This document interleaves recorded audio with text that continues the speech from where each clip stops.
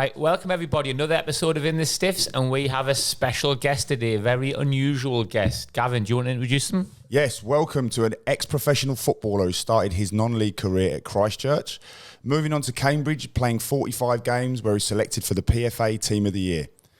His next destination was Sunderland, where he played in a championship playoff final, moving on to Wolves, where he captained the team and made nearly 250 appearances over 10 years. Wow.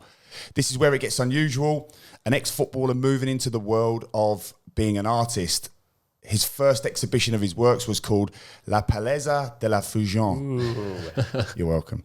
In November 2015 at the Antidote Art Gallery in Leicestershire. Welcome to In the Stiff studio, Jody Craddock. Welcome, Jody. I should have mentioned there as well, sorry, because I originally sent that script out. Jody also won promotion with Sunderland to the Premier League. And Can't miss that out, Sam. Sorry? I can't miss that. That's big, isn't it? No, this is massive. It's massive, but I've done like the second draft of it. But you won promotion as well, didn't you? Yeah. How many games did you play in the Prem, Jode? How many? How many games did you play in the Premier? What, for Sunderland? Yeah. I ain't got a clue. You've not got it written down. That should be us, really, shouldn't it? Yeah. Right, back to Jody. You should tell me that. Jody as well. Jody, blessed enough in his career to play with me and Dave. We haven't got many guests who've done that, have we? Very lucky man. Jody's thrilled about it. And I think that could be quite important when we come on to pick his all-time best five-a-side team at the end. Didn't play with me, Joe. I was a bit younger than you lot. Jody, back to school then. So when you were at school, Jody, what were you better at, football or art? Oh, football, without a doubt. But you were obviously a talented artist at the same time. And that is because I didn't have a PlayStation, basically. If I'd had a PlayStation, I wouldn't have been able to paint now. It's as simple as that. There's a bit of advice out there for youngsters, isn't there? Yeah. You know, as a kid, it was either go outside and play football or a basketball or anything, sporty, skateboard, you name it, you know. But when it was raining, what do you do when you're, back in the 80s and you don't have a phone or a computer because they're not even invented yet? What do you do? Play football. Mine was...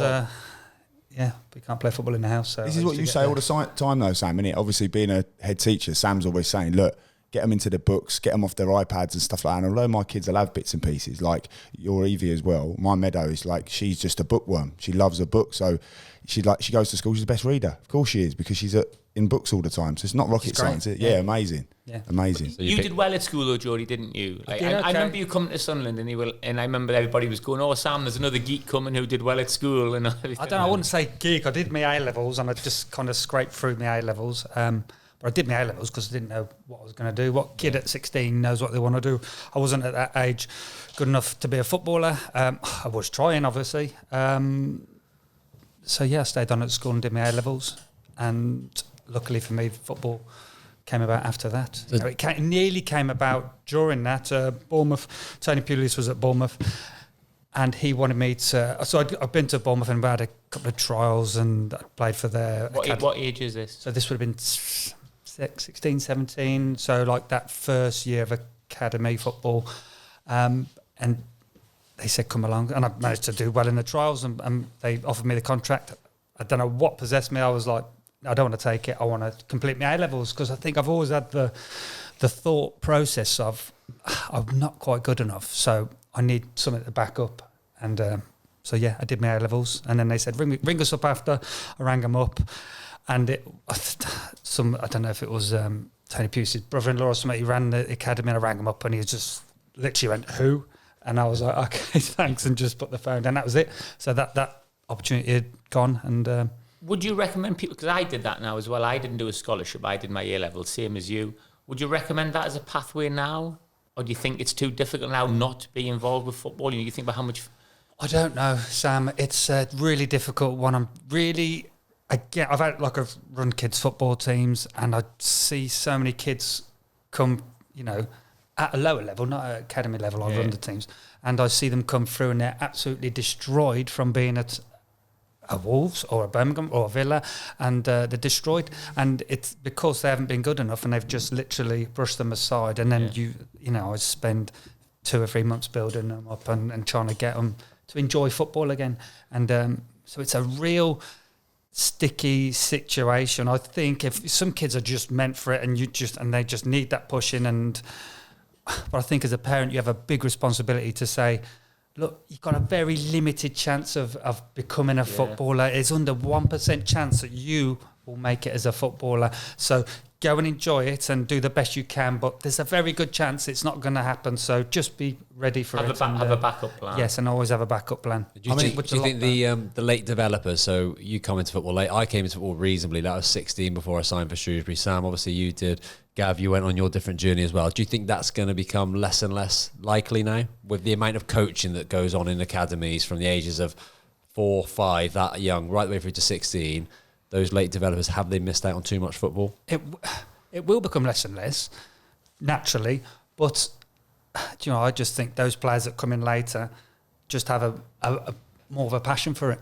I came in later for it and I was thinking, what an opportunity this is. I cannot let this slip by. And you wringed every ounce of ability out of it. Every single thing I had and kind of pushed as far as I could go. And that stayed with me my whole career. And that's where I got to. And I couldn't have got any higher. I couldn't have done any better than what I did. And that was kind of my peak, the limit I got to. Let's rewind back a bit then. So you grew up in the Bournemouth area, didn't you? And then you obviously had that spell. You decided not to go over it. You went into do your A-levels. And when you come out of that, how did your football journey kind of go from there? So I was playing at Christchurch. So at the age of 17, I was playing at Christchurch, which was the Wessex League, which is a semi-pro team. Men's football, and it was that transition of playing. So I was playing Saturday afternoons, Sunday mornings, Sunday afternoons. That's what I was playing. So Sunday morning I was playing pub football, Sunday afternoons I was playing under 18s, and it was that transition though. Playing men's football just brought my game on leaps and bounds. As a centre half, I just went from a kid to an adult really quickly in the terms of football. And, but there's no academy football then, no school of excellences or anything? No, nothing. I didn't even know it existed. That's mad, I went to Yeovil for trials to see if I could get used to write letters to teams. So I wrote tons of letters. Yeovil said, come for a trial. I didn't get in there.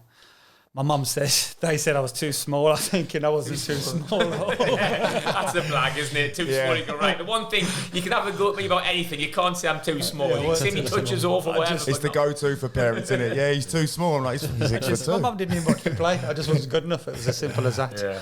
So, it's that, I didn't, you watch kids now, they have a big leap from, I have 3 boys, 13, 17 and 19 and the 13-year-old. So you either get a kid that's tiny up against a massive kid because they haven't developed, and then they'll go again from 14 to 16. You'll again get that development.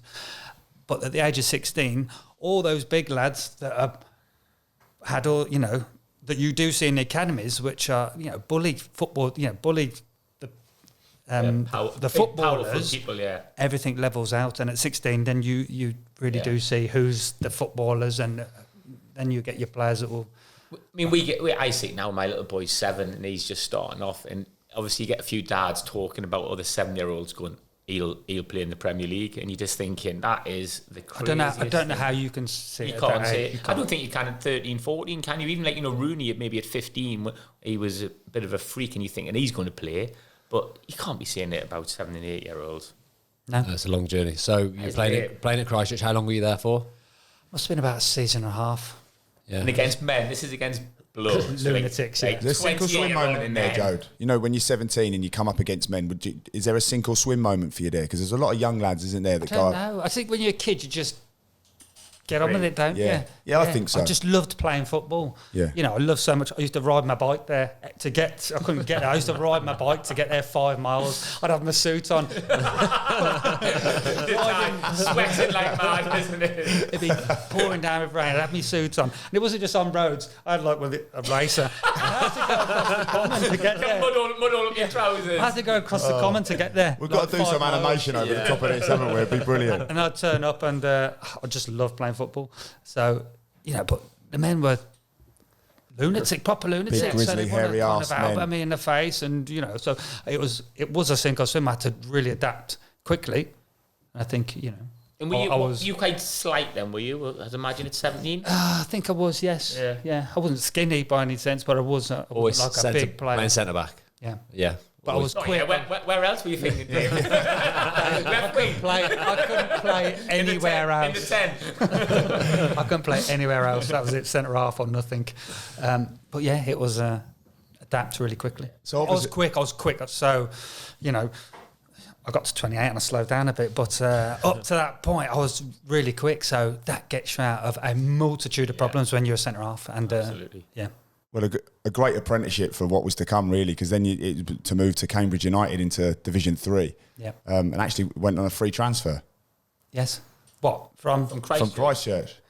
No contracts involved. There was no contract. My sign-on fee was, I will give you a pair of football boots. So I don't even know if I'd signed a contract. So, it was one of them.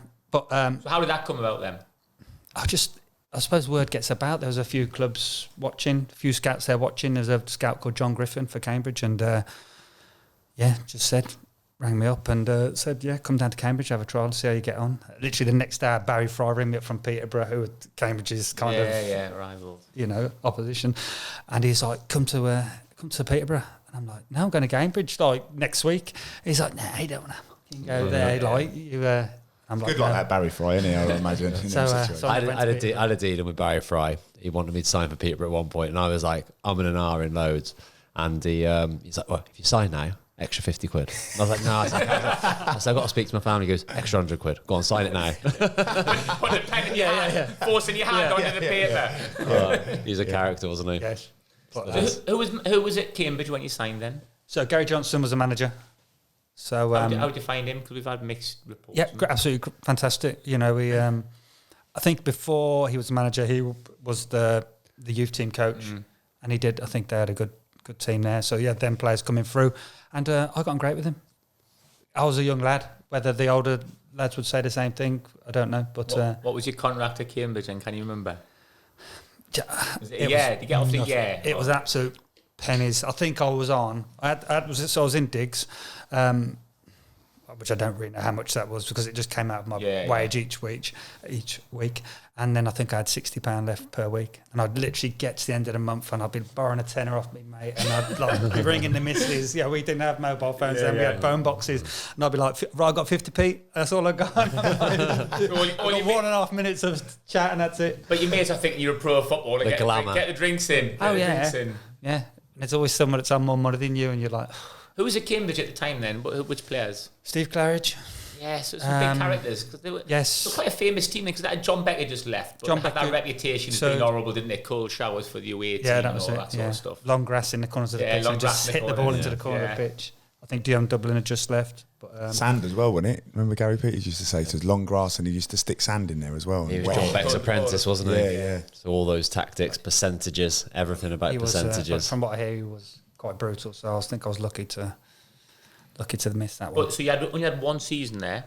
No, 4. Why you had 4 seasons at Cambridge? Your research is terrible. Someone needs that. This is the next guest. So 70 to 21. Yes. And you played in the first team how many times?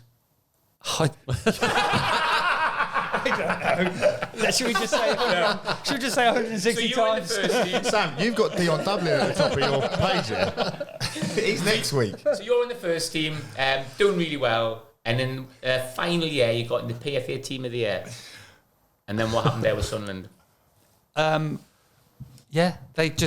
They asked me to go up for a trial. I don't even know if players go for trials anymore. I went for a trial with Cambridge. Trialled everywhere, haven't you? Yeah, I went to trial for a week at Cambridge, and then I went home, and then literally went back the week after. And it was the same thing at Sunderland. I went up for a trial, and How did that work though, Joe? Because obviously, if you're obviously a Cambridge place, because it's very rare that'll happen now. And I don't know, did you go for a fee? We'll come on to that in a minute. But obviously, when you go from Cambridge to Sunderland on a trial, Cambridge have obviously got to allow that to happen, but that's quite risky because if you go up there and get injured and come back, I didn't even think of it like that. It was was you under contract still at Cambridge at this point? Yeah. Okay. So that's mad, though, isn't it? How weird is that? Yeah, it doesn't happen a lot now. I think it did used to happen quite a lot in the day, didn't it? Because it was like taste the goods before you take them. Exactly. I suppose. I can't remember you coming on trial. Or I just remember you coming in signing. Obviously, didn't make a big impression in that trial.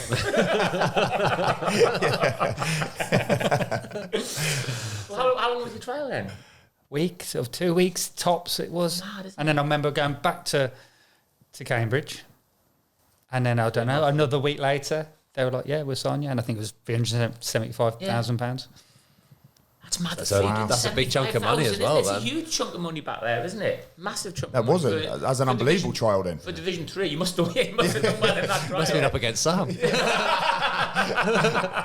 Made him look great there. I have got the right few quid there, sorted Cambridge out. Everyone, you're welcome. Sam was like, Joe, do you want to come on a podcast? Mate, anything for you. Anything for you after that. You've sorted me right now. You bought me Tesla. I've got parked outside, mate. So obviously you've impressed in that trial massively. And then, so you've come to Sunderland. What was your first impression then at Sunderland? Oh, I loved it. Fantastic. Just first impression was the people were so nice. Yeah. That was my first impression, and I've always said ever since, they... Who were big influences there when you came in then? Who was there? For the players that were there, was like... Quinny was there, wasn't he? Brilliant. Kev Phillips signed at the same time as me, but you got Alex Ray and... There's quite a big turnaround. I remember that season, there's quite a few lads come in, didn't they? Is that like Alan Johnson coming as well, I think? Yes. Maybe that time. Alan Johnson, Kevin Phillips, yourself... Remember little Chris Byrne? I was talking about him the other day. Yeah. Chris Byrne, what a footballer he was. I don't know what's happened to him now, has he? But he was he played Man City. Are you serious when you say you don't know what happened to him? Well, I know a little bit, but I don't know where he is now. I don't know where he is now. I don't know where he is now. I'd be surprised if he's not in prison now. Yeah, I think not one for the podcast, no. Yeah, that's yeah. I think we'll do. Might have to do a podcast with him. We might have to do that on location. Day trip. I shared a house with him as well. Did you? Yeah. What was that like? Lunatic, absolute lunatic. He come in, this Chris Byrne. He started the first game at the. He was a good player. The first game at the Stadium of Light. So you'd have just come when the stadium. I signed the day the Stadium of Light. So the first game at the Stadium of Light, we lost to Man City 3-1. No, we beat Man City 3-1. Niall Quinn scored, didn't he? I was sub. Were you involved in that? No. Chris Byrne started, didn't he? So Chris Byrne started the first game at the Stadium of Light and that. Like obviously this kid, and. He was a proper mank lad, wasn't he? And he was like... Didn't even like football. Yeah, like rough as toes. He had his mate stopping with him, didn't he? He's like, I've got my mate stopping with me because he's on the run and that. And we thought, this lad's gone. Oh, was that playing golf with them? Harbouring a murderer, he was. He was. The police were after him. Well, he could play football, couldn't he? But he was like just a natural footballer, was he? But he played in that game. I don't know how many more games he played. He couldn't have played many. He couldn't have played many, but he was a loose cannon. Got to find out what he's doing now. Yeah. I'm really intrigued. He was a loose cannon. But before you go on anymore, just moving from Cambridge to Sunderland and the Stadium of Light, you must have thought, this is just incredible, because what a stadium, especially when it opened. That was the first of its kind, really, wasn't it? It was so exciting at the time. So for you to go Christchurch, Cambridge to that. Yeah. That's mad. I know, it's crazy. And I was still a young lad. We had some good, kind of a dream come true. We had some good young lads, because you were a year older than me. There was me and Paul Heckenbottom our age, and we had some good players. We had Mickey Gray a couple of years older. Daz Williams as well. So we had we had a good set of young lads and some really good senior players. So it was really exciting time. Played Ajax, I think, the first game, but Man City was the first league game. Quinn and Phillips up front, it was like you could tell the club was going places. Yeah. So for you, coming from Cambridge, where they've got cold showers in your weird dressing room, just a different world then. Yeah. Did you feel, Joe, when you were at Cambridge, just going back a little bit, did you feel like you were doing that well to get a move? Do you feel like you were on the crest of a wave? Or if you play well or you don't play well, and I always just, I used to just give everything I had, and it just seemed to be enough. And if I got in the team of the PFA team of the year at Cambridge. Yeah. So I knew it was going well, but that doesn't mean you're going to necessarily get a move, does it? No. It doesn't mean I'm going to be good enough to go to Sunderland. I had to go to Sunderland and then adapt and improve before I was put in a team. It just so happened to be the first year I was there. It just happened so quickly, and next thing I know, the first season was played at Wembley, which was... So that first season, we got in the playoffs, didn't we? And that was the cup final at Wembley, and that was against Charlton, wasn't it? Yeah, that was the Medonka one, was it? Kind of. But before we come on to who scored 4 and who was marking him, we're going to come on to that in a minute. But up to then, Sunderland had really settled centre-halves, haven't they? Richard Ord and Andy Mel, really experienced. And Peter Reid, because he was brave, he would just throw people in.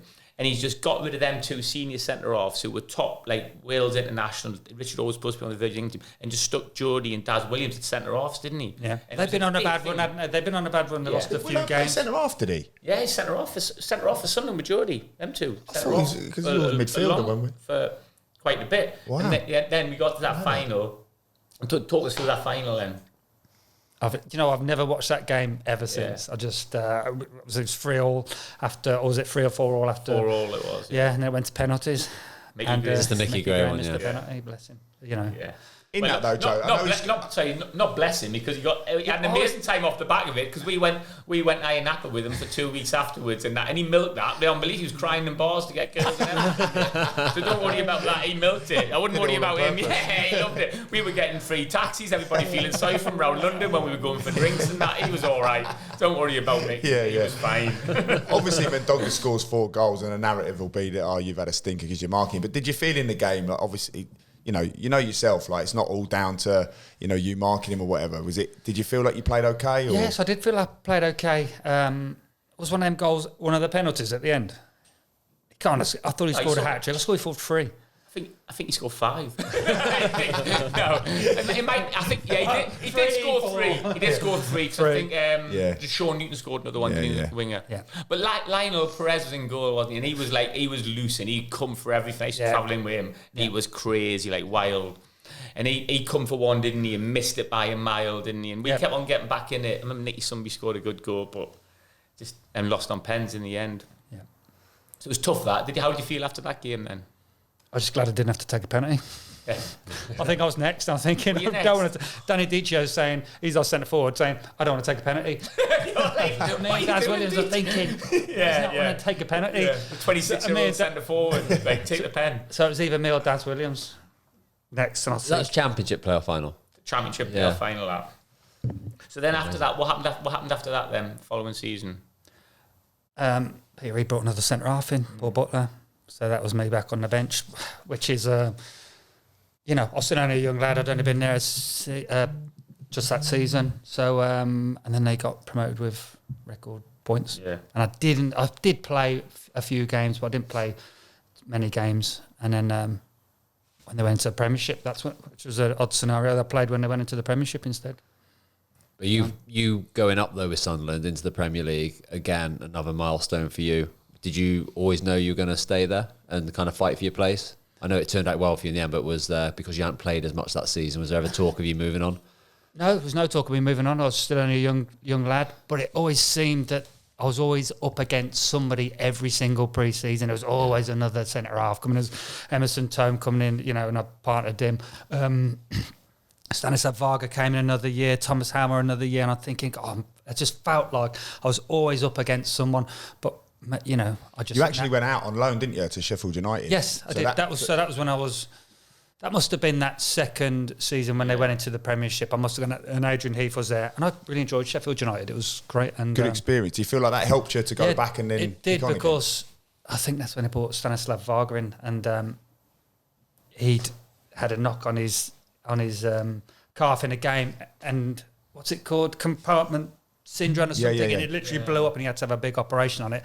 And I was back in the team, as simple as that. And then I was stayed in the team. Because there is a narrative sometimes, if you get pushed out on loan, you feel like, I'm getting alienated here. But managers will go, I just want to keep you ticking over and make sure you're getting games and you're fresh to come back and all which that. Which I didn't mind, because if you're not playing football, I just wanted to play football. So I went, and I knew a couple of lads already from Sheffield United, and I really enjoyed it there. Had some good time. Like when I was at Cambridge, I went and learned to Woking. Yeah. When I was at Sunderland, I went to Sheffield and Wolves. I went to Stoke. Always served as a good purpose for you to kick on. So I always saw it as one of those things, and if it meant me having to move there, providing I was playing football, I didn't mind too much. Was it your choice as well? In the moment, did the gaffer come to you, or were you sort of like, look, I'm a bit of a spare part, I'm sort of hanging around, like, can I get out and get some games? Usually they came to me and was like, it's normally the way you want to go on loan, it'll do you good, and I'm like, yeah. If I'm playing football. And again, though, just obviously that promotion with Sunderland, it's, you know, there are players always say to me, oh, you know, it's always bittersweet when they get promoted to the Premier League because players will always know that they're going to buy better players. And I'm like, yeah, but your stock flies through the roof. Like, you know, you've got another club, like a club like Sheffield United, who are just like coming chasing you, saying, can we? Because they know that you've got what it takes to get promoted from the level. Yeah, and yeah, exactly. But it gave me that opportunity to get more experience and just push my game on, which it did. Then I came back into the team and then I stayed in the team after that. Premier League debut? You remember much of it? No. Do you know who it was? No. Memorable. Do we know, Dave? Do we know? Just the blur. Who was it? We asked Wits to do the Premier League years. What's that play against? I don't know. Because I'd have been on loan at Sheffield and I would have probably come back from Sheffield. It's poor, isn't it? I don't remember my own Premier League day. It's pretty poor that we haven't researched it. No, but you're a bit like that though, Jody, aren't you? Like, things like that I don't think are massively important to you. Like you're saying, you can't remember, you don't know how many games you played, you're not sure who your debut is against. There'll be some people who could tell you about every single goal. I just got a really bad memory. I've headed so many footballs. I don't even know how I got here today. So you had 4 years. Tesla drove you here, Joe. You had 4 years then, the Premier with Sunderland, up till 2003, then got relegated 2003, that would have been them. So you had Peter Reid as well. How did you find Peter Reid then as your manager? Old school. Ridiculously old school, wasn't he? Old like, school. We used to have, like, when we used to play away, it would be full on, like, after the game, you'd have pizza or whatever, and everybody would be on the beers cans, wouldn't they, on the way back? Yeah. But the team spirit then, though, it was unbelievable. Incredible team spirit. Everyone was together. It was brilliant. We finished 7th in the Premiership twice, didn't we? And we'd be getting off the coach in our tracksuits, going clubbing, drinking, but it was so good. Yeah. I didn't always play in the games, but I come into my own getting in the tracksuits, going into the nightclub. Always sorted that out all right. We used to take our bags and going like to Idols and Chambers in Sunderland in our tracksuits. We used to put our bags, like our AVEC bags, or I think it was that. Might be our AVEC, or we had Asics as well. Put our bags behind the bar and just be out like in the Sunderland nightclubs, like in your tracksuits, and we'd rarely had much bother, did we? I had no bother. Like, just get Mickey. But a little bit, just trying to get Mickey Gray home safely. Yeah, he'd be lying on the speaker in the nightclub, and then the night I had to pick him up and carry him out. Yeah, but it was a great time. Who did you knock about with a lot then? With Neil Wainwright was a good friend. Yeah, of yours, Neil. Wasn't he, as well? Neil. Nice That's Williams. Yeah, that was my roomie. So what about the derby then against Newcastle? You experienced many of those games? Few, not loads, but a few. For me, they were massive games. Yeah. As a footballer, they were my biggest games. You remember them, Jody? That is a monster of a fixture, though. It is. So who did you play against for Newcastle when the derbies? Shearer, Kieran Dyer. So good. Like, you know. Really. Talk about playing against Shearer then. Just dirty. Yeah, because you loved to battle in the scrap. Yeah, that was my game. Yeah, you know. But so did he. Couldn't pass the ball. I just used to head it, tackle, and just, you know. So when you played against Shearer, how did you go on against him? Just wanted it. All right. I remember we beat them at St James's. Tommy Sorensen saved the penalty. Yeah, I remember that. Yes. Game. So, but just unbelievable. Just it doesn't get better than, I suppose, unless you're playing in cup finals. Yeah. It doesn't. For me, it didn't get better. You know, I'd be like a coiled spring waiting. I knew what it meant to the fans, so it kind of rubbed off on me as a player. And I'd be pacing up and down. You go and stay in a hotel, wouldn't you, the day before? I'd be pacing up and down. I just think I just need to get on the football pitch. You always seem quite chilled. Were you not quite chilled though before games and stuff? I always remember you being quite relaxed. No. Yeah, I was chilled, like sat on the coach, but inside I was just like a mess. Were you the type as well to rise to that occasion, Joe? Yes. Yeah, because a lot of people, like, obviously that nervous energy builds up and they sort of shirk away from it a little bit. Those moments, it seems to me like the way you're talking. Find another 10% from somewhere, which you kind of think, well, you should have that every single week, but it's just a derby and everything. It's a fine line. It doesn't overboil as well, especially for a centre-back who has to be aggressive. You don't want that to end up first minute. You go through the back of Shearer, leave an elbow and sent off. Yeah, but I wasn't that type of player. I wouldn't do that because I knew what the consequence was. So I was never, even though I was like really kind of worked up, I never thought, well, I'm just going to go and smash someone. Yeah. I was... and the Shearer one fascinates me because, like, having never been anywhere near ever playing against him, he's the one that I always thought I'd love to just have 10 minutes just to see how far away I was from that level, just knowing that you'd probably end up with a broken nose, get run in the channel, he'd come short, chest it and just batter you. How did you feel like you fared? Because arguably best striker that's ever... Yeah, fine. It's one of them, I just kind of concentrated on my game. So I did the things that I knew I could do well, which was, I was good in the air. I was quick. I could read the game well, and I think I just concentrate on those things and then try and block out, long limbs as well. We used to get the amount of time that you used to stretch your legs out. You used to inspect the gadget leg and that, didn't you? Because your leg used to come out and you used to make last ditch tackles all the time. I remember that in training. Sometimes you'd think you were past and your leg would just come from 5 yards behind and just get a little tone. You'd be like, fuck's sake. Does any strikers stick out, Joe, from that era which you felt gave you a lot of trouble in terms Teddy of... Sheringham. Yeah, is that because he's dropping into areas? He'd drop and he would everything be first time. Yeah. So a player that got hold of the ball was great for a centre half because it gave me the opportunity to get close and maybe nick a toe or force him back that way. Teddy Sheringham would literally, as the ball came into him, he'd be round the corner and he'd be gone. I was thinking, God, that's so difficult to mark against because what do I do? How do I affect him? Yeah, how do I, stop that? And that was difficult. And then Les Ferdinand, who was so good in the air, it was ridiculous. Yeah. And it was really, really difficult to mark. So when the ball's coming in from the side and you're 1v1, you feel vulnerable, you think, not a lot so good in the air, it was ridiculous. And I would be jumping with him and he'd still beat me in the air. I remember where was he at? I can't remember who it was against, but he scored from a corner. QPR. Who? He's best known for QPR, isn't he? Spurs. Was it? Yeah, probably. And I just couldn't. And I jumped with him. I did everything I had to do, and I still couldn't get up with him. Wow. Just before we leave Sunderland then, so Peter Reid left, but you were still there. Yeah. And Howard Wilkinson come in. Yeah. Go on, Howard. How did you find Howard? Difficult. We used to have a meeting about a meeting. Yeah, and which was completely different. We had a meeting every single day. The first thing we did was have a meeting, and he'd give us all a DVD about geese flying in formation, and how's this going to get us out of I'm sure that geese in formation. I've done that in assembly before. Yeah. He'd ripped it off the internet, give us all a copy of it. Yeah, it's a tough gig when you got all professional footballers who are trying to sell that, isn't it? But you don't want meetings, do you, like that? I think a lot of clubs are moving away, I think, from having, I don't know what you're like, Gav, but you don't have meetings for the sake of having meetings. I don't do that in my job anymore. If you don't need a meeting, you don't have it. If you can send an email or you have a quick chat, you do that. It's definitely when needed, but I think there is an element, especially as the game's moved on, analysis is like a massive part of it and does help. So I think it's trying to get the balance between, certainly for me, not having the players as much as what I would like, it's trying to get the balance between going, right, here's some information, trying to make it really short, succinct and in and out. Exactly. So I try and make sure that they're no longer than 8 minutes. Yeah. 8 minutes, because after that period, you just see the lads looking at the floor. The attention span is very short, very short, really quick and easy. The players would probably argue it's a lot longer than 8 minutes, but in my head, it's 8 minutes. So and 4 or 5 clips, and then we're just, gone. So was Howard picking you?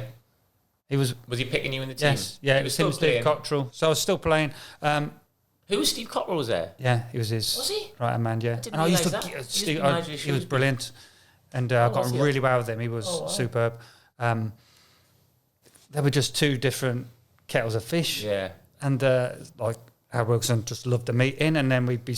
On a Friday, you want to do a five-a-side, don't you? Five-a-side. Friday is Thursdays, all your bit, if you're going to do team play, phaser play, all that stuff. Fridays, five-a-side, maybe a few free kicks, and that's all you want. No, we'd spend half hour lining up the wall for a free kick every single week, and that's no joke. Yeah. Just make notes there not to do that on Thursday. So even if it's the same as the week before, everything's the same. It's the same team, it's the same thing. We did it last week, it's fine. And we wouldn't even play a five-a-side, and then we'd be like, with Steve, and chance for a five-a-side. But you're still in the team there, though, aren't you? You still play. And just playing devil's advocate, Joe, as well.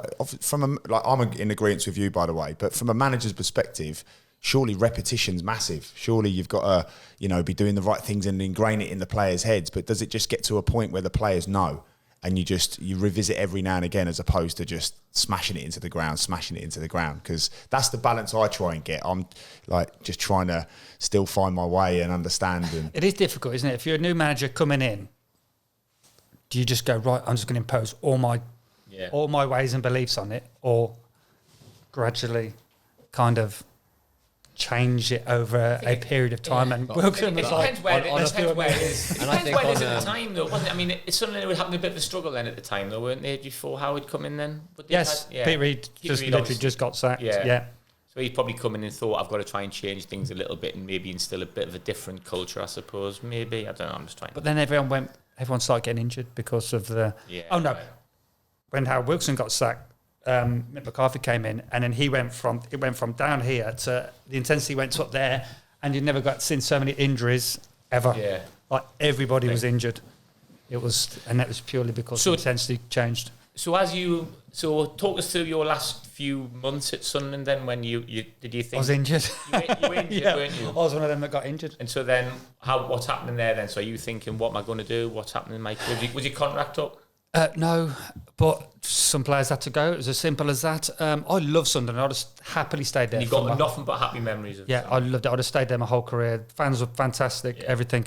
But it was just one of them. They just wanted to offload some players, and I was one of them, and it gave me the opportunity to stay in the Premiership, which who wouldn't as a player. So where did you finish that season? Can you remember? Were you rock bottom with Sunderland, or were you fighting towards the end? We must have been rock bottom. I'd long gone by then. They were getting out. They started getting out of the deadwood then. Never mind the real deadwood. that had gone a couple of seasons before, hadn't it? Yeah, I don't know. I can't remember if it was rock bottom, but. So then, obviously, you came to Wolves, which was a huge part of your career, the sort of main bit of your career in terms of longevity. Might have time then. Was there any other teams on the cards at that point, or was it always Wolves once they made contact and got the fee agreed? Not that I can remember. There might have been a couple of different ones, but it seemed that Dave Jones was interested, and so I went down and had a chat, and simple as that, really. They'd just been promoted, so they're in a good place at that point. Yeah, Julian Lescott was injured, so they were in the Championship, Wolves. They just won the Championship, the final at Cardiff. Yeah. Yes, they just Julian won Lescott was injured, so they needed a centre half. Yeah. So they brought me in, got relegated. 1.75 million. Yes. It's a lot of money, that, isn't it?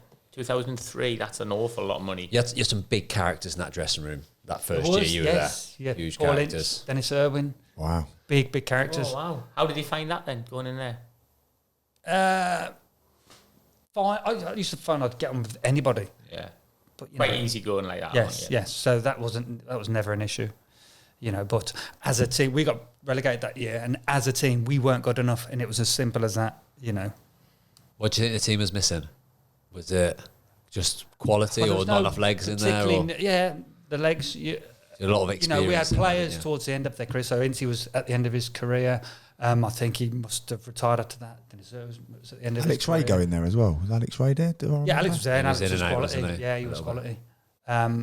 Kenny Miller. Yeah, Kenny was there. And so another quality player. Yeah. So we had, but it was tough. Teams are buying players, and we bought Oleg Lusny from Arsenal. Tell me about him. Well,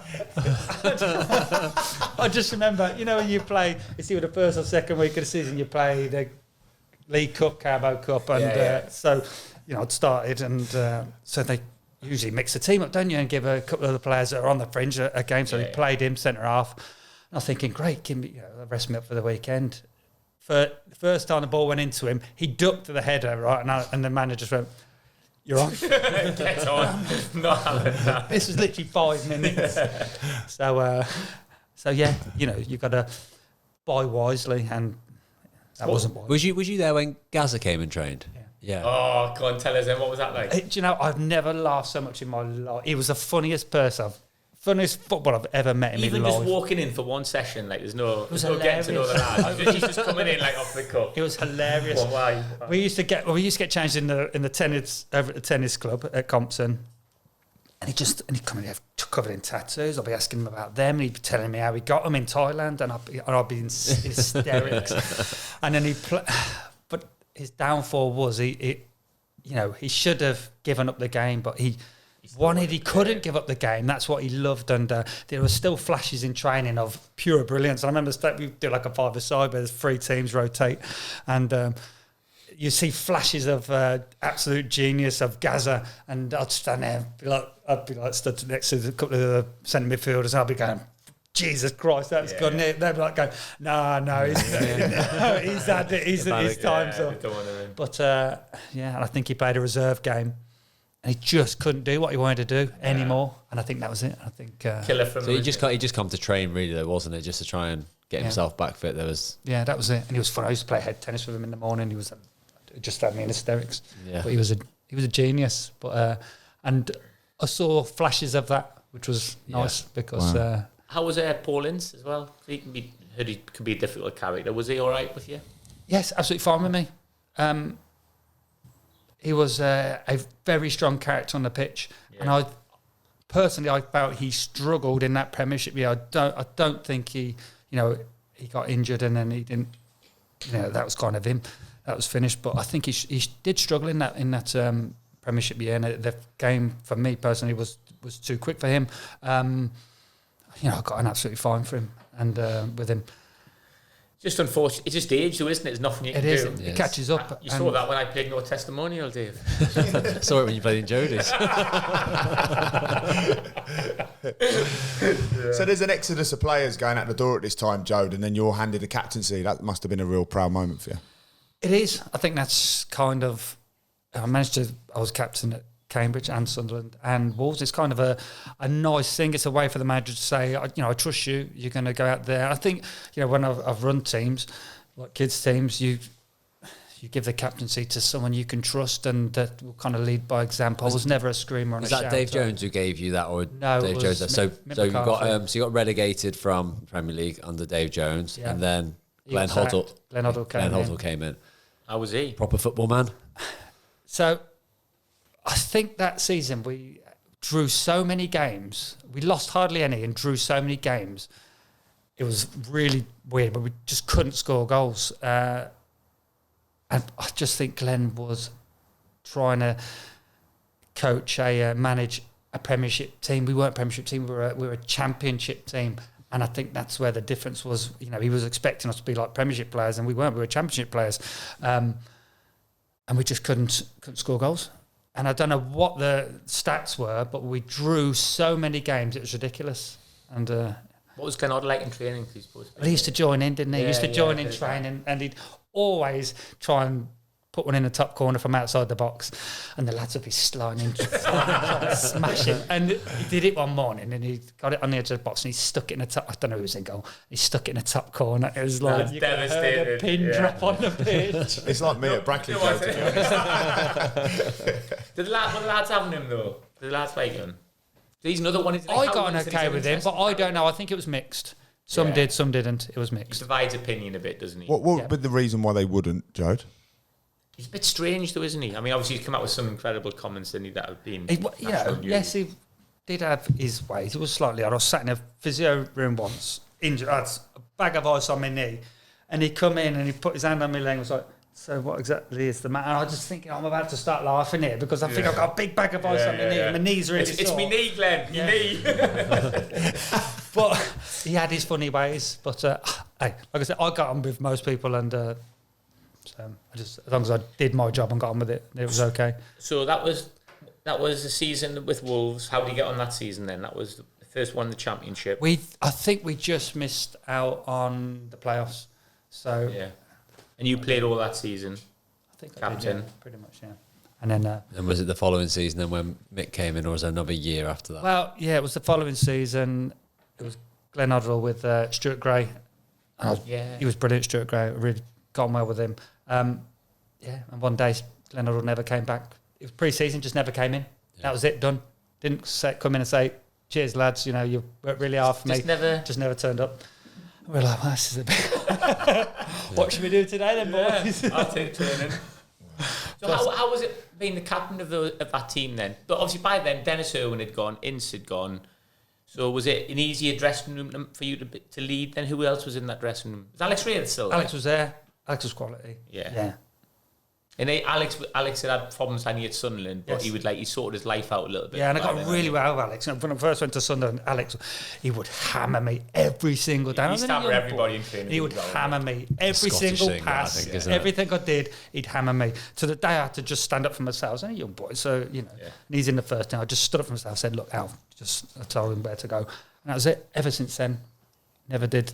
Brilliant. I love that though. It says a lot about him as well. There's a lot of people like that. We had carried something like that who they would get on. I mean, there was a lot of that in training, wasn't it? Peter Reid was like that as well. Everybody would get on everyone's case, but the young lads could easily shout back. I remember having a bit of fun. Phil Gray was there. I remember having to go. Nicky Summerby I had a big bust up with Chris Makin and stuff. It is a young lad, but they'd all take it, and Peter Reid used to like it. He'd be like, "Good lad, Sam." I remember Nicky Summerby elbowing Jukesy in the face, and I've lost my head, and I was shouting across, threatening to chin Nicky Summerby and all that, back and all kicking off.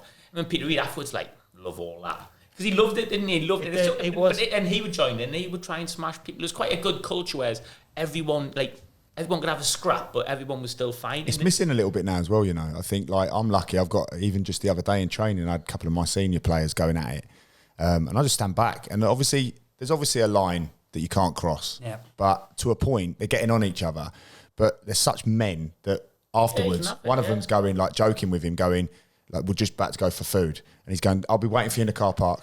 Do you know what I mean? And they're laughing and joking. And then the other one then's getting food. He's like grabbing his food and he's chatting away. He's like, "Oh, you got something to say now? You don't have to say anything 20 minutes ago." And but they were brilliant, And I just think, of course, it's that competitive side, isn't it? Of course, you want the best for each other because deep down, that is what it is. We want to be the best team and we want to strive forward. And as long as it doesn't roll over and continue, then it's all right. Yeah, I've seen Vio Ganera. You wouldn't have known him, Vio Ganera.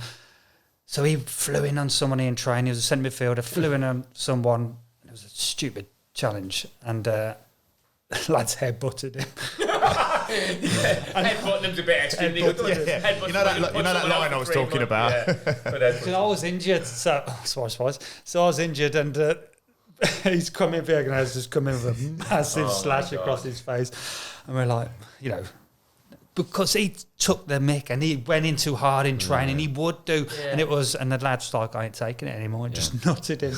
But that is the extreme. Can you divulge who it was, Jode, or not really? Who nutted him? I'm just trying to think of his name. I can picture him. I can't think of his name. It wasn't someone. It wasn't like a player that was in the first team playing. So So Wolves again the following season. So you reached the playoffs. When did he get promotion with Wolves then? Under Mick McCarthy. Were you there? You were right. Yeah. He skipped ahead a little bit. So when Glenn Holder went, Mick came in. Yes. There wasn't much of a squad there at all at that point. I remember coming out, he inherited not many players. He had to do a bit of wheeling and dealing, didn't he? And that's when he kind of started. That's where I was quite lucky. Went and got young players who he could get reasonably cheap. You were one of them. I come kind of in the second lot in the January, but Matt Jarvis was first in the summer. Kites, Matt Jarvis, Kevin Foley, players like that, really good players. All went on to have a really good career. Recruitment, that, isn't it? But he brought in, say, Kites from Grays, Jarvo from Gillingham, Foles from Luton, didn't he? So Sylvan from Plymouth at the time. Wow. George Alacobi from, where did George come from? Colchester, was it? Yeah, was it, and me from Luton as well. Looking back now, when you look at that, that's incredible recruitment, isn't it? That's exciting for you that as well, Jordan. So you're captain. What age are you now then? So he was the oldest by miles. we had such a young squad, and you weren't obviously that old, were you? How brilliant to lead that. So you're early 30s, and you got all these young lads coming in, which must be amazing for you. That was great. Yeah. And how did you find Jody then? When he came in? It was a bit of a strange one because we'll touch it now, but I came in the January, and Mick had sent you out on loan for a short period beforehand. So that was a real strange thing. I remember the lad speaking about it, saying like it was crazy why. Yeah, Gary Breen there at the same time, as an older centre half, and he just brought in Darren Ward as well. I think he brought Darren Ward in to replace me. Yeah, so you went to Stoke. Went on Stoke for a month, and I think Stoke played Wolves and Stoke beat Wolves. I wasn't allowed to play, but Stoke beat Wolves. And I think I came back literally a week later. Yeah. And that was it. I stayed in the team for 5 years after that. How weird is that though? How are you coping with that? Because that's a bit odd, isn't it? You're suddenly the captain, then you get sent out on loan. And you'd had Mick at Sunderland. Yes. Only short period of time. It was right at the end. Yeah. So I don't know. It's one of them things. I just thought, my time's up and I've time to move on. And Stoke you thought at that time this is me Wolves. I thought, yes, I wanted to stay at Wolves, but if the manager don't want you there, what can you do? Yeah. So time to move on. I went to Stoke. I knew Tony Pulis from Bournemouth. What was he like? He was old school, but he'd have liked kind of suited my game. He'd have had you playing left wing back. Suited my game. He didn't want me to get the ball out from the back and be playing, tiny passes. He didn't want that. He just wanted me to go in and just do what I'd done for my whole career, and it suited me. And I enjoyed it, and I'd happily sign. I was about to sign, and it was an hour's drive each day, which was absolutely fine from where I live. So I was literally about to sign, and Wolves were like, "Can you come back?" Yeah. So the lads weren't doing great at Wolves then. I know that obviously they got beat by Stoke, but missing the skipper, weren't they? I just realised that we missed the season here, haven't we? Because then you get to the playoffs the year before under Mick. Yes. Because that was before that, wasn't it? Before you went on loan, because you played West Brom, didn't you? So talk about that, playing West Brom in the playoff semi-finals, huge derby, arguably bigger than we weren't ready for promotion. Wayne Hennessy had just been given that his debut in that Wayne Hennessy, the second leg of that the Matt Murray just got Matt got injured. Yeah, so we weren't quite ready. Yeah, they beat us at home and they beat us away. Yeah. Good atmosphere in those games, though. Yeah, massive. Yeah, really good. Did Molyneux first, or Molyneux first? Kev Phillips up front. Was it? He scored. Did he score? Yeah, I thought you were going to say you marked him out the game. He just get one, did he? I can picture it now. Yeah. He always scored, though, didn't he? Always scored. But I did score. I did score at the Hawthorn, so I was happy I scored there. So how did you find playing against Kev Phillips? He's very different. Yeah, sort of. I used to prefer just playing against the big lads, which I'd have a good battle with. It was the small lads that would, back into you and make it really difficult. You can try and jump over the top, it's a foul, isn't it? Yeah. So they'd back into you and want to get the ball into their feet, and that's what Kev did, and that's what was really difficult to mark against. He was quality. So where are we now? So going back now, so then you've been out on loan, so you've lost in the playoff semi-finals, you've come back in the pre-season, you've gone out on loan to Stoke. I can't think of the time period of where it was. That's the timeline, because I came remember the Premier League debut. So obviously it was me and Gary Breen in that playoff game. In playoff game, and Mick McCarthy taking Gary Breen everywhere, so he was always going to be first choice. And then he brought Darren Ward in, so that must have been a few months into the season.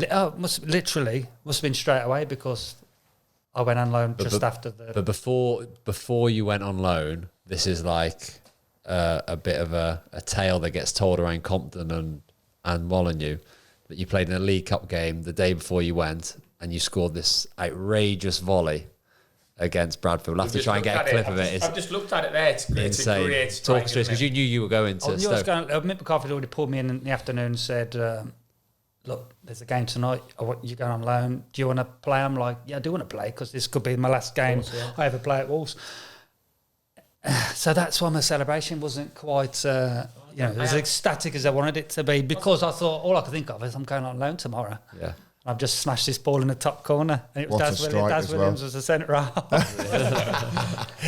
What happened with the celebration then? You obviously smashed it. Do a bit of commentary on it, Sam. Yeah, you just walked off. Everybody's jumped on you. There's Potter there. Connor Cody there. No. It looked like him. Who's that? I think Connor Cody would have been about 10 at that time. It's a great strike, isn't it? Keeper's not moved. Keeper just watched it. Potter's jumped on you. You're looking a bit shocked, Joe. Yeah, it's just like you wasted that. You needed a better celebration. You thought it was a clearance. No, but in the back of my mind was, I'm going on loan tomorrow. I'd have made the most of that. Yeah. I'd have got right in his face in the technical area.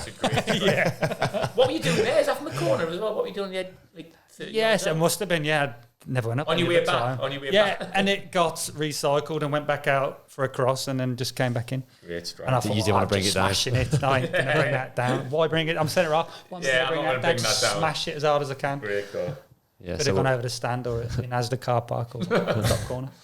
So we're back up to pace now. So all the young lads came in for Mick then. You come back, started to gain a bit of momentum that season. I remember I came in the January and we just missed out on the playoffs that season. But you could tell that we were building something. Yeah, it was good. Young lads, they needed that little bit of time to adapt. And the thing is with young lads, they do adapt really, really quickly. Yeah. It was a great team. I think Andy Keogh as well. I forgot about Keogh was in there. Yeah. Good player as well. So he come from Scunthorpe. Yeah, I remember him, yeah. Super fit. Carl Emery would have come in at some point Carl as Emery, well.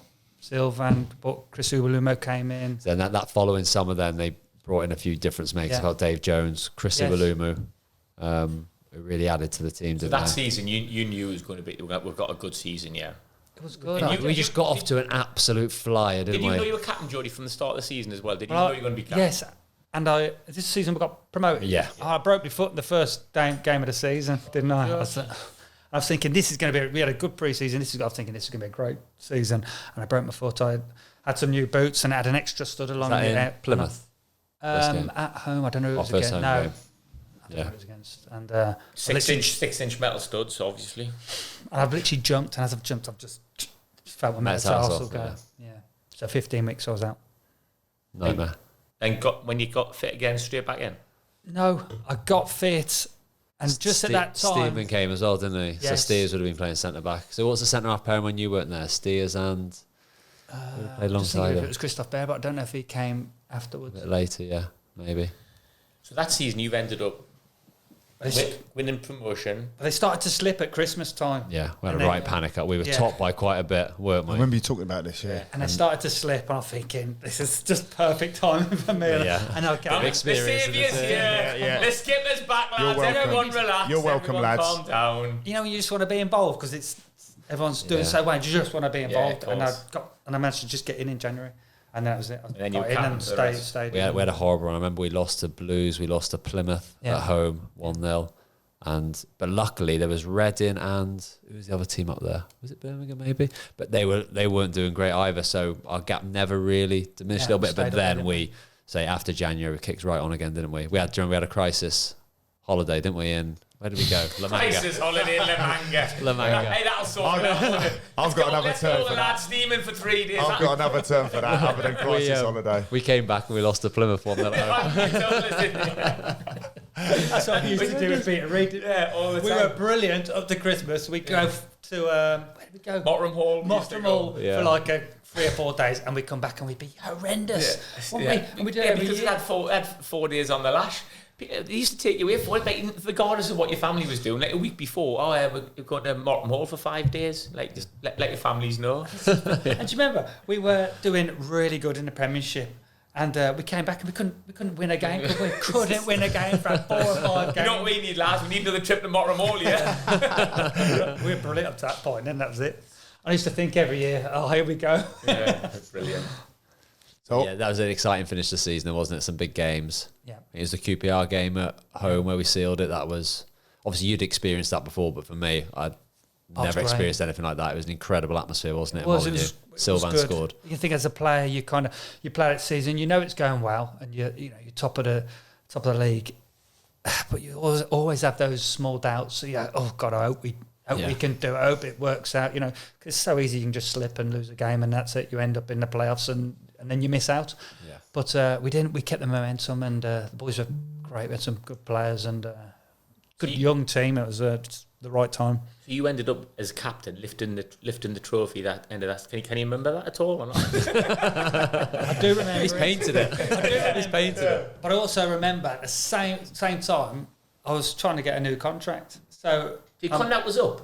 My contract was up. Yeah, but you've just been captain. You just weren't. You'd think. Into the Prem. So it was like a double-edged sword. So I was absolutely, it was fantastic. And in the back of my mind, all I could think of is, you've not even offered me a contract yet. And they were waiting to see if I could play in the Premiership. I played 5 more years after that, and I think 4 were in the Premiership. And you had to deal with Jez Moxey as well. Nightmare.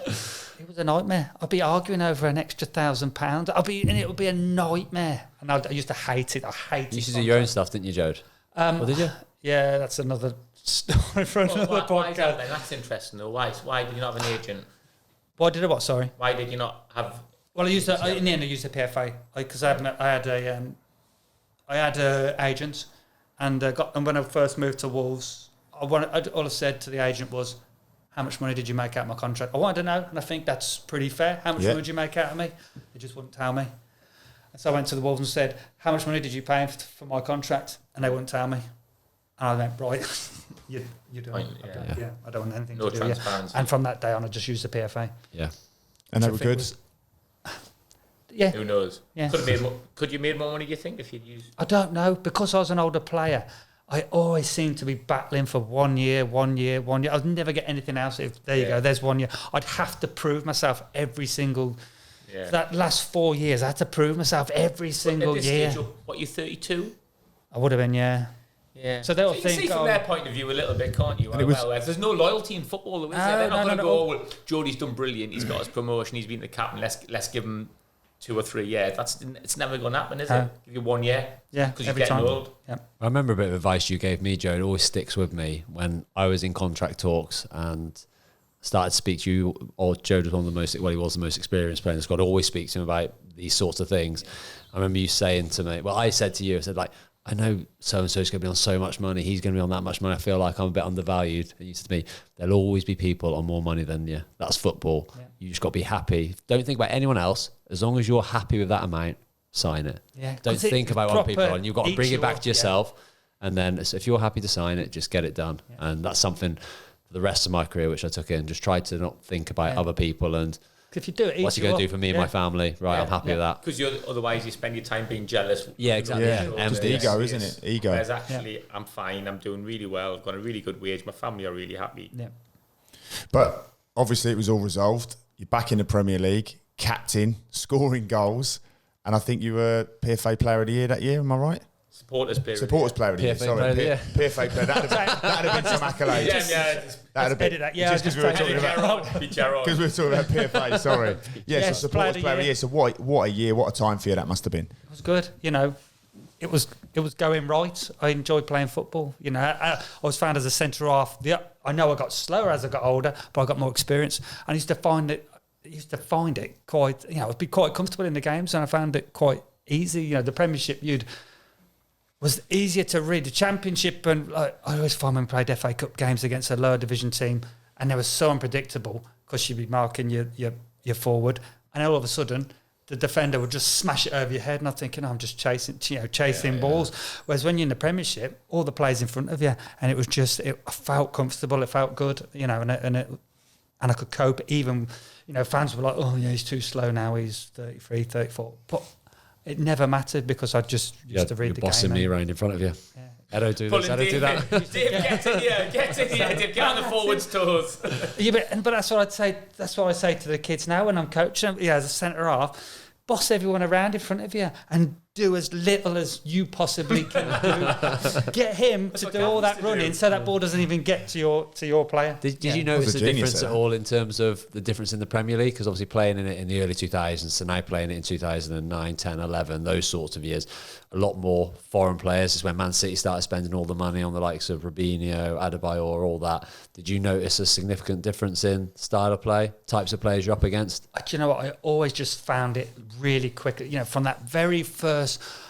Just trying to think of my first. I still can't think of my first Premiership game was. But I remember playing that very first game and thinking, "Oh my God, this is so quick!" Yeah. It's like from the Championship. It's a great division, and it's really, really physical, which suited me. But when as I went to the Premiership, it was super, super quick, and there wasn't like I could never find a split second to just relax. It was like you've got to be on it. I don't think mentally tired after the game. Yeah, mentally. And that never changed, and it was always, I'd always look at my games in terms of, right, who am I marking and how am I going to mark him? So, and they always seem to be, all the centre forwards always seem to be really, really good, and it never changed my whole career. How are you living your life then, Jody? You're 33, playing in the Premier League, obviously. Diet's completely changed from the Peter Reid days. I presume you're not having 8 cans of McEwen's on the way back from a match and all that now. So So you're eating all the right stuff, drinking well, stretching all the time, doing everything you can because you've had injuries as well. So you're living fantastic. And I think you have to do that as a footballer now. Then, it weren't like when I was back at Cambridge and players would come in at stone overweight, and I'd be like, oh, what? Even now, I'd be like, what's going on here? Yeah. But I'd eat really well. I'd just, be really strict, but I wouldn't be so strict that I couldn't, have a drink after a game on a Saturday, providing I didn't have a midweek. So I was super strict in everything I did. I enjoyed going in the gym every day. I'd be in nice and early, do the gym, and then train hard. and relax. What absolute model professional. Yeah, honestly, amazing even as a kid though, you were quite good like that, weren't you? I think you were a good professional at Sunderland. I wouldn't for a young lad at Sunderland, you sort of lived probably a better lifestyle than some of the other young lads. But the reason was it was the fear of failure which pushed me to push and do the best I could. And I thought, well, if I miss, so many players not grasp it and take it and really try and, I'll be going and, we talked about Neil Wainwright, great lad, good footballer. I'll be trying to drag him in the gym every day after training and he just wouldn't have it. And I'm thinking, why? Because you need this. It's really good foresight though, Joe, to have that, because there's so many of them now, and I'm in and around it and I'm watching and I'm doing, you could just be doing that little bit more and you could just be doing that. So at that young age, for you to recognise that and know that that's what you needed to do to achieve, that's still a lot of credit goes to you for that. And that's why Jody says now he reached his potential. Yeah. Whereas I think there's not many footballers who can say they absolutely reached their maximum potential. I would say you probably did as well, Dave. I think, as well? But I genuinely learned so much off Jody. Like for us young lads, he was like the perfect role model. I think Joe does himself a disservice at times saying that he wasn't that good a footballer. He was an unbelievable footballer. He played in the Premier League. You don't do that by not being a top player. But at the same time, you did make the absolute best out of your career.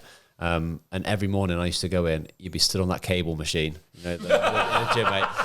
Just honestly, mate, just weights every single morning, prep weights after training and doing all the stretching, things like that. And you talk about looking at strikers and that day before the game, making sure it's not just in the gym he's looking after himself, he's getting his preparation right for who he's facing on the Saturday, recovery, just absolutely living your life in the right way. And that definitely rubbed off. I think there's no coincidence that group of young lads who came in, we're all 21, 22, all pretty much in the same year group, about 7 or 8 of us.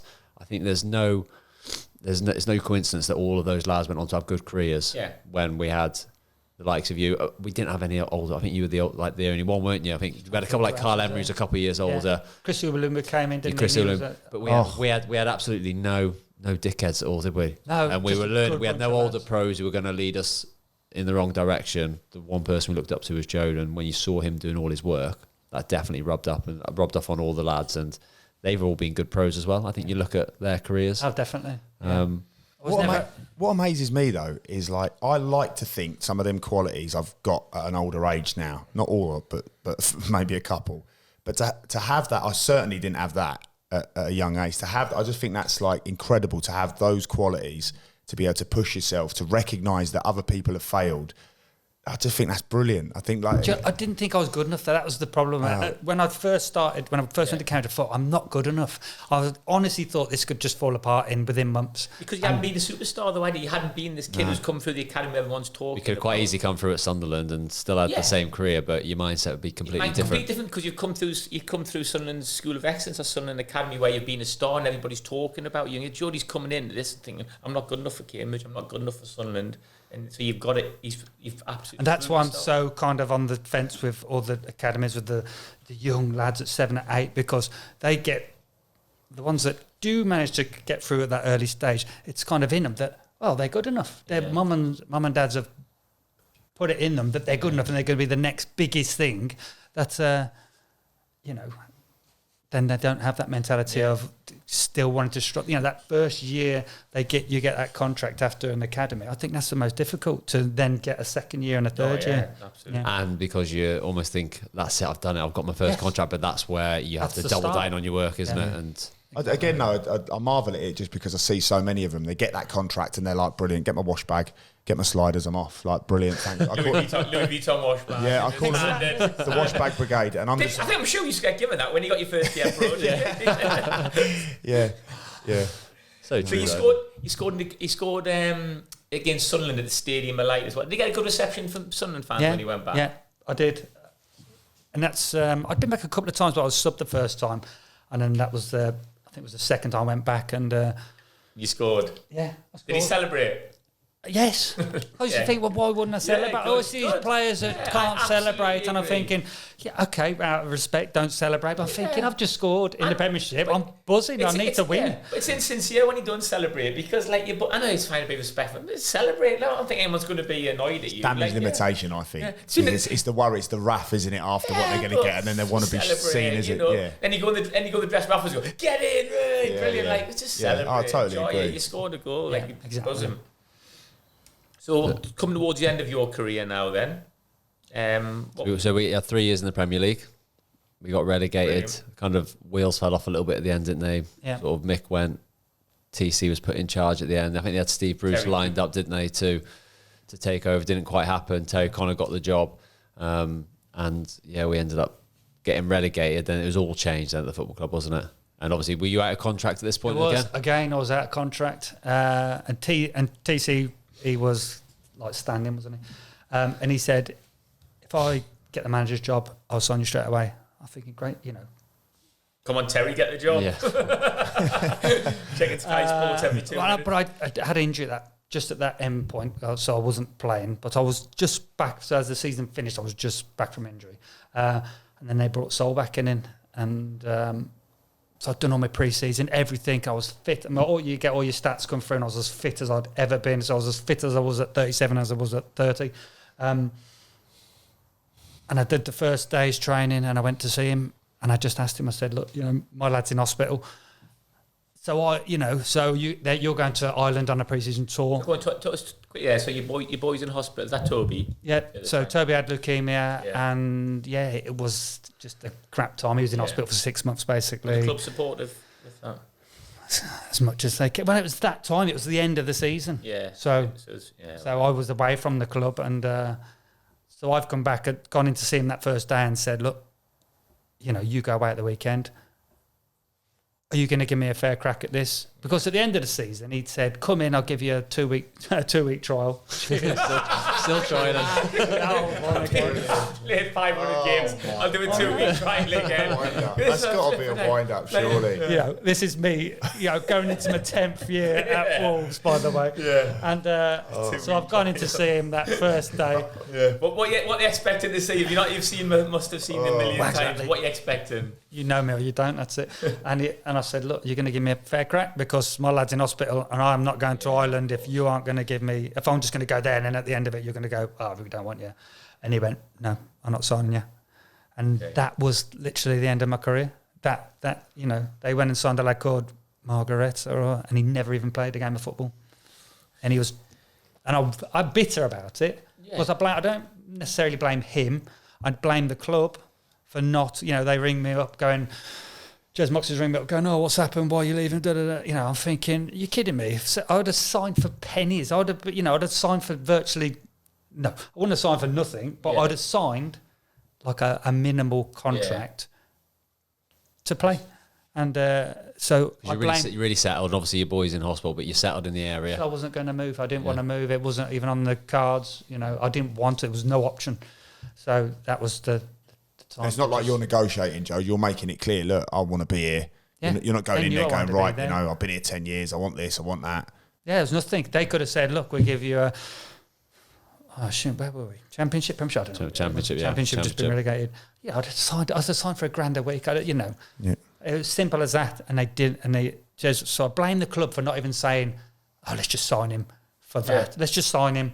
And then if he plays, he plays." Or if not, get him out on loan. I'd have still been there every day. And I would have forced myself into that team. It would have been... Didn't know about your boy as well at the time. I mean, he would have. He would have. I remember the lads were raging at the time, again, because of everything you've done for the football club. But the Championship, we know what British football's like. And I think Stoller Solbakken come in, had loads of good ideas of how he wanted to play, but it was never going to work the way he wanted to play at a club like Wolves in the Championship, because it was very much, you have the ball, we'll sit in our shape, be hard to beat and try and counter. And try doing that at Molineux when you're playing against... So especially, I remember who did we play at Molineux? Some lower teams who had just come up from League One, and they're absolutely bopping us, and we just sat in our shape waiting for, and the crowd were going mental. But going back to Jody, the lads weren't happy at all, and I think it was the beginning of the end, I think, for Stolar Solbakken, because he went and then brought in 5 or 6 foreigners, didn't he, on decent money as well. There were some good ones in there. Brought in Bakary Sakho, who did well. But I don't think he ever really had the lads on board after that, 100%. I think he lasted till January. But he's your mate, isn't he? He's your mate. You know, he's having a horrendous time. You're thinking, he's been a great servant at the club, like, look after him. And he'll play, 100%. And he'll play. 100%. Even if you don't start the season. Yeah, it's not a sympathy one. He'll add value. I genuinely think I could have made an impact. So how are you and your family at coping with that at that time then? I mean, that must got to be... Well, I've made that decision. I'm like, I'm done. That's it. I'll just call it a day. You know, I've got more bigger things to deal with. I mean, that must put things in perspective as well. Yeah, it does. And it was, it was a really tough time. But, you know, what do? You either cope and get on with it, or you just crumble. And you have no choice, basically. Just get on with it. But you were a year off your testimonial, weren't you? And you got a testimonial. How did that work? They signed me on £90 a week. In the Championship. Yeah. The worst, we'll put that as a headline, the worst Championship contract in history. Jody Craddock on £90 a week. I think that was the absolute minimal wage you could give a footballer. I think that's what it was. So that was Jez, was it? Kind of saying, so at least they said that we want you to get your testimonial. Which I never understood. If Jez would have said, I'll give you £1,000 if you go in and train every day and try and get in a team, I'd have gone and done that. Yeah. But no. So how did that 90 quid a week, and I'm thinking, I ain't going in for that. So he rang you up and offered you 90. He said, we will give you 90. But they just said, we'll sign you on a contract so that you can get to your testimonial. So, you know, I'm grateful that they did that to get me to my testimonial. Well, Maybe they thought. So you finally retired. So it's 2013, you retired. You had your testimonial, obviously your Sunderland v Wolves and your testimonial. I played in that. I remember it was great. That was good, wasn't it? Yeah, it was really good. All the proceeds went to Birmingham Children's Hospital. Is that because of Toby? Yes. Can you tell us a little bit the story of Toby? Is that all right?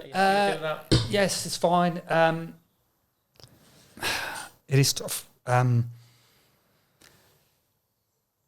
He had some funny spots on him, and I just couldn't figure out what it was. And he wasn't feeling too well, and he had bits of blood coming from his nose, and it was a concern. And Shelley gone down to Bournemouth for the weekend, and she just rang me up saying something's the matter. Yeah. And I'd been to the cinema with the boys, and I was like, right, I'll just shoot straight down to Bournemouth, and went into the hospital, and they said, you know, he's got leukemia. I didn't even know what leukemia was. Thinking, what the hell's leukemia? And his dog's cancer. And all I could think of, is he going to die? That's all I could think of. And as it happens, the strain he had of leukemia was if you're going to get a good strain of leukemia, that's the one to get. And it's a 98% chance of success. Yeah. And the treatment was fantastic. And he's a normal kid now, and you'd never know the difference. Amazing. How old's Toby now? He is 13. 13. Yeah. I remember getting a text about, I can't remember where off, like Sunderland WhatsApp group. I remember everybody was absolutely devastated because the sort of lad you are as well. I remember thinking, oh my goodness. And all your proceeds from that testimonial. It was a percentage. I did a percentage to them. Birmingham Children's Hospital. It was amazing. It was an amazing day. It was a good day. Well, and literally everybody turned up, didn't they? And, Sunderland bands travelled down. Yeah. And I was thinking, bloody hell, that was really, really good. Yeah. I think I'll forever be grateful. And everyone played in, like, Quinn Phillips. And that was the first time they'd all got back together since. None of us had seen each other in ages, so everybody sort of got back together, and again, all the WhatsApp groups think that started. And it was brilliant, wasn't it? It was such an amazing time. Yeah. And then, did he take a penalty? My 3 boys took a penalty. We kind of set it up so I could bring somebody down the box, and they all took a penalty. How were the other boys during this period? Were they good as gold of it? Did they understand what was going on? Oh, to an extent they did. Yeah. They're only young. I think it's how you are as parents is then what rubs off. Because you'd have had to spend a lot of time with Toby at the hospital. Yeah, we did for the first initial phase. Yeah. He was in hospital, and then even when he came out, he had no immune system, so he literally could be, he'd suddenly get temperature, and it'd be one of them. The missus would get the thermometer we'd put in the air, and I'd be like, and we'd be in hospital for 2 or 3 days, and this did go on for years. Yeah. But they were fine. You just kind of get on and be as normal as you can around them, and just becomes every part of your everyday life. So, and then you moved into, well, you were doing sort of your artwork, weren't you, during playing? Yes. And then it was a decision then, right, football's gone now, I'm going to move into this completely full time. Yes, pretty much. You know, end of my career. Do I become an artist? Do I stay in football? I think everyone not many other people have got that choice, have they? You know, I was thinking, but I've always been a family man. So for me to then stay in football, not that there was no options on the table. It's not like Wolves had come to me saying, look, we'd like you to come and be the coach for one of our academy teams. Or, you know, there was nothing on the table anyway. So it was Despite not what Wikipedia it says you were helping Wolves Academy. What a load of garbage. They're trying to make themselves look good. So, you know, I was at that crossroads. Do I try and get a coaching role and still not see the kids at Christmas and in the summer holidays because, you know, and earn a fraction of the money? Or do I do something that I love and work from home and see my family every day? And So obviously, you thought about coaching, but to be an artist, had you been doing that previously? To a small extent, I did it at school, so I loved art. I just literally taught myself to do it when I was in the afternoons at Sunderland. So I taught myself oil painting, and then it was just a hobby that got out of control and turned into a profession. I mean, I love drawing and stuff. But to be honest, having seen some of your stuff, Joe, that's like it's a little bit more than that's incredible. That's like we said, it's fine art, isn't it? That is a real skill. So that's just self-taught. Yeah, self-taught. Artists are renowned for not, if I had a great technique, I wouldn't be telling you how to do it. So you have to find everything out yourself. So it's a tough world to be in. And even though I can think, why is it? What do you mean? Why is it a tough world to be in? Well, I can paint whatever I want, but selling it is a different kettle of fish altogether. It's really difficult to sell stuff. Did you have the same doubts like you did with your football in terms of once you thought you were going to go into the artist world as a profession? Did you have those doubts? Am I good enough? Is it going to sell? No, I just kind of knew. I knew it's a kind of a different scenario because you haven't necessarily got to be a great artist to sell your paintings for fortunes of money, which is a really difficult for me. It's a really hard part of the art world because I'm doing like fine art, photorealistic stuff, and I'm thinking, that I've had to really teach myself that, and it's taken years to get there, and it's still really difficult to sell it, and I'm not making fortunes. Whereas I see some stuff which is literally slapped together in minutes and charging 40 grand. So that's frustrating. That's a really frustrating part of the art world. And, I was a footballer, so does it get frowned up? No, not really. It's helped in certain scenarios, but in being taken serious in the art world, it's difficult because, look, he's a footballer trying to become an artist, my work has to speak for itself. So tell us about your working day then. Normally, so are you working? Do you have like set working days or set days? Yes, the studio's in my house, so I'll take the boys to school, come home, go up in the studio, and then every day. Every day. Oh, not Saturday, Sundays, because kids have footy. And I'll do about 7 or 8 hours a day. Is it an obsession, Joe? I love it. I love it. Even if I couldn't sell it, I'd still do it. So, I love painting. And what's been some of your, inspirations? Like, is it just like one of them where you just be in everyday life and you'll think, it's exactly what it is. Yeah, I have a certain range which I take to art fairs, and which that's kind of my main stuff. But then I have other stuff which I'm an artist, so I can't just do the same thing every single day. I have to kind of push and do other things. But like I said, I have a main stuff, and then I have other bits and bobs. So other things going on. So will you go up like just in the studio and just go, right, I'll be working on this today, and then the next day this, or just how you feel? Well, I have art fairs throughout the year, so I'll need to get so much work in preparation for that. So I'll make sure I get that done, and then obviously if some of that sells during that time, I have to keep kind of refreshing that stock and making sure I've got that to take with me.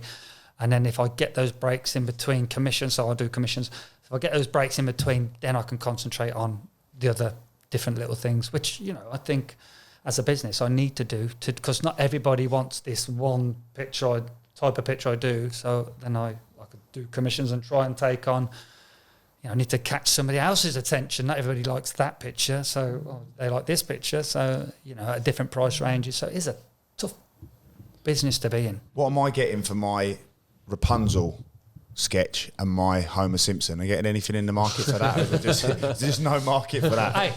Because if you speak to my youngest daughter, we should be doing an auction on them. She's buzzing off them. It's like a tall ginger Tony Hawk. As long as you ain't Rolf Harris. So, and when you have an art fair, is that like invite only, or can me, no. David Gav come? So an art, but as in anyone can come in. Yeah, everyone can come in. Is that an art fair and exhibition then? Pretty much, yeah. So you rent out the place. You have all your. You'll say get 100 artists in a nice venue. You will pay for your area, and you will go along and try and sell your stuff. And it's a tough world to be in. Yeah, because you've got thousands of pictures, and you just want one person to come in and spend their money on your stuff. And obviously you have prices on all your stuff. Yes, as well. yes.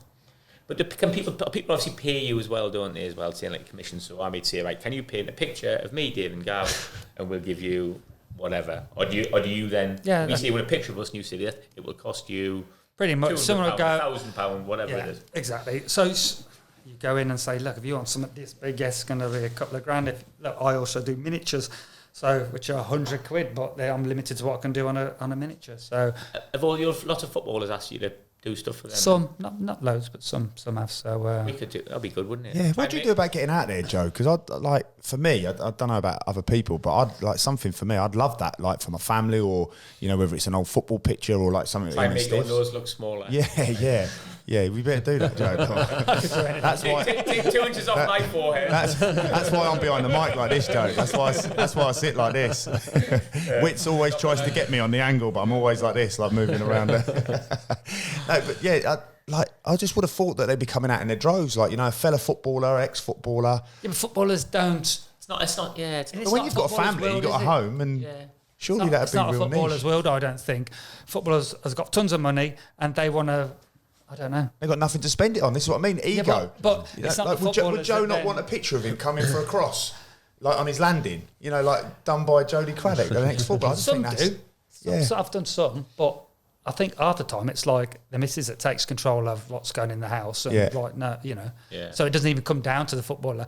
I think it maybe once they retire, and it's like, I need a picture. I need a present for the missus. That's kind of, but it's a funny world. Footballers, they have so much money.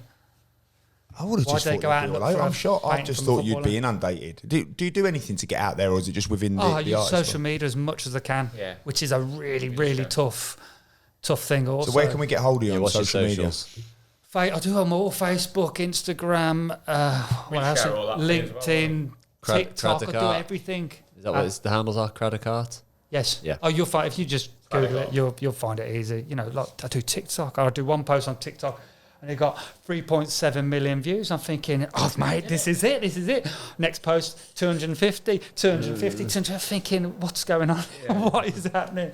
It's a really... We've got our media guys, Evolve, shout out to Evolve, isn't it? Media guys who are going to try and help us do that, because it's the same thing. We want to try and get ourselves in the stiffs out there, same as yourselves. So they'll be tapping you up, Joe. We'll help each other.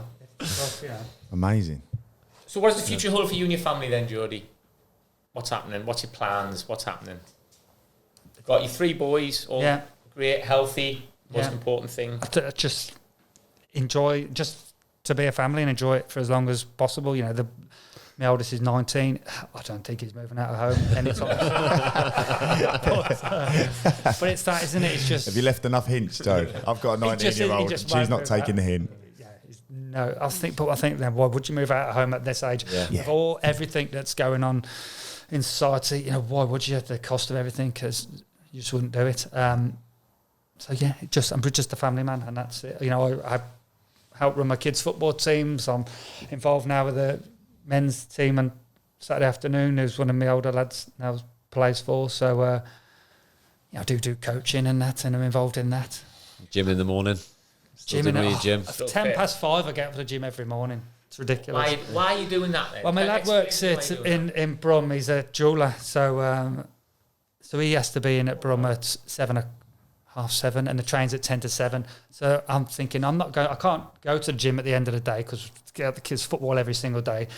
So I'm like, well, if you want to go to the gym, we need to go at get up at 5, be in a gym for 5:30 and work for an hour. And so he's doing it with me. Mindset, that The other lads at school, so he's 17. So I'm like, if you want to come to the gym, you need to come at 10:00. So he's coming as well. So it's hard getting up, but. But you don't need to do it, do you? But you do it. Why do you do it? Well, he also wants a lift to the train station. And he does drive, but he don't want to park and pay money at the train station. So he wants me to drop him there. So things you do, innit? So you go together, though. That's quite a nice thing, then. Yeah. Father-son thing to go and do. Yeah. It's a fascinating story, then, Jody, isn't it? 'Cause, I mean, obviously, I don't know any footballers who become an artist, but and even your route into football is different, isn't it? And also your mentality as a young lad to, like you say, I mean, the biggest thing ever, I think, for anyone is just to recognise their potential, whether that's playing for the Dun Cow or whether it's playing for Man City. And all you want is your kids to recognise their potential. And you've done that through your mentality. And your mentality is still the same. Now, getting up at 5:30, you don't need to get up at 5:30.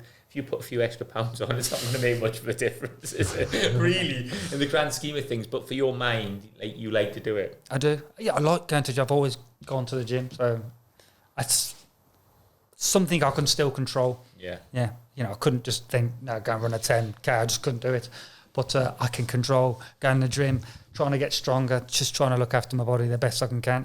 I'm getting older. So as you get older, you're trying to control more, Without embarrassing you, Jode, this is only the second time I've met you, and the lads speak really highly of you, and everybody I've ever come into contact who speaks of you, and obviously I know the story of, your career or whatnot. Everybody I know, and again, like Sam says about your testimonial, and I was really intrigued about you being here today, as with Connor Cody, because the lads speak so highly of him as well. But you've just not been a letdown. You just come across as the most lovely, humble, class act of a guy. And really inspired me today on a few things. Just things like getting up and being in a routine and following your passions and maximising your potential, which is something that we should all strive to do. So it's been brilliant. Yeah, I appreciate that. I think that's just how I've looked at things. And what an influence on Dave and those other lads. What a big figure in the story of Wolves, isn't it, as well, Dave? And it could have quite easy if we'd have had the older pro at Wolves who was a bit of a lad who was out all the time, things like that. We could have quite easily jumped on that as well, if that makes sense. But I really do think you modelled that generation of Wolves players coming through. Me, and then I took that right throughout my career then, and I think that's probably why I maximised what I was doing as well. Off the back of that. I didn't. I think you're so similar. I think so similar what you've done. You say Jody's a big influence on you massive. doing that. Right, important bit now. You've got to pick your 5-a-side team or players you played with. Now, this is going to be really difficult, Jody, for you, I think. Not because of me and Dave, Sam. Yeah, well, maybe Dave, but not me. But go on, who would you have in goal? Who's the best goalkeeper you played with? Bear in mind, you had Lionel Perez, Rash, Thomas Sorensen. He was very good, wasn't he? Yeah. Matt Murray would have been in. Matty was quality. And I think Matty could have played for England. He was absolute quality. Providing he improved on his kicking, he could have played for England. He was really good. It didn't matter when he can throw it as far as what he could, though. He can throw it. Exactly. Right. Probably head it. So maybe Matty Murray, just because he was so imposing in the box. Yeah. Big call, that, isn't it? Yeah. Thomas Sorensen around. Tommy Sorensen was quality as well. Yeah. I just remember playing alongside Matty and just thinking how good he was. So but maybe I'm thinking potentially as well what he really could have done. Yeah. And unfortunately, He's just unlucky on the international stage, wasn't he, Sorensen? Yeah, I don't know if you heard that podcast. What was that again? Where was I was talking about the Schmeichels. Oh yeah, the Schmeichels. Thomas Sorensen didn't play for Denmark because of the Schmeichel dad and the son. And we looked up and Thomas Sorensen had 101 caps for Denmark. That was We're renowned for our research, Jode. We're renowned for it. Our research is incredible. He was excellent, wasn't he? He was very professional. So it's very close between them. You've got to pick one, though, Joe. You've got to go with one. He has Matt Murray. He's Matt Murray. You've gone with Matt Murray. Right. Centre off. So this is who's the best player centre off you play with. Now that's a big call, isn't it? Because you've had a lot of good players. I suppose all I can put it down to is when I was most successful. Yeah. And that would have been when we were in the Premiership with Sunderland. Finished 7th twice, and it was Emerson Tome. That's who I played alongside, and we had a really, really good partnership. I know he could have been a bit, at times a little bit of a liability, and he liked to think he could bring the ball and weave his way out the back, and he'd get caught on it, and I'd be covering his arse all the time. Yeah. But we just had a really good partnership. So There's loads of players I've played. I played with Jockey Bjorn, he was quality as well. Daz Williams, Christoph Barrett at the Wolves.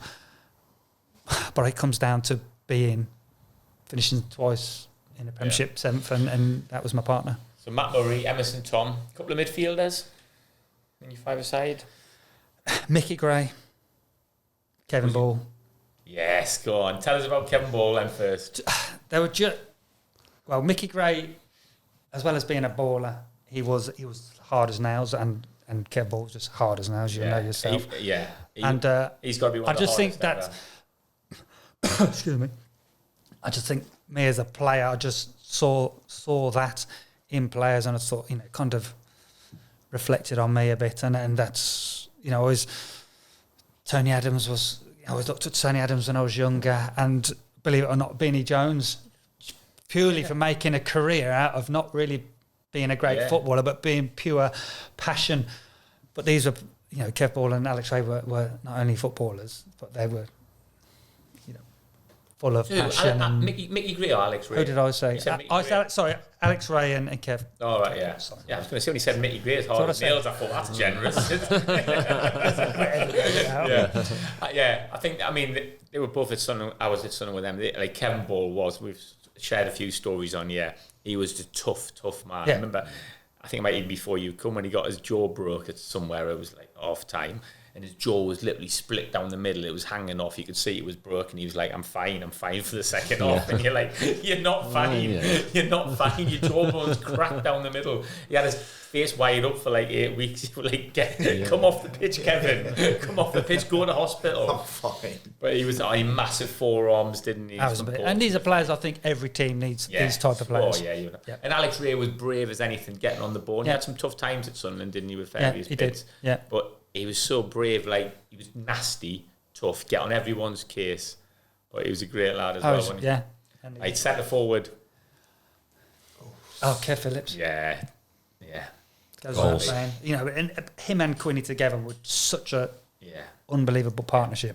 That Sunderland team was set up, wasn't it, with Nicky Summerby, Alan Johnson, crosses coming in everywhere. It was perfect, wasn't it? Absolutely perfect for them. And it worked. And he would just score, like you said, in training. Because he wasn't a fantastic footballer, was he? But he would just score all the time, wouldn't he? Just hit the target. You'd think. Some of his goals are phenomenal. Yeah. That's a great team. That fair play, incredible, Jody. Amazing. Joe, it's been brilliant. Thanks so much for coming. Thank you for your time, mate. Absolutely loved it. Pleasure. And he's got a Tesla, same as Dave, hasn't he?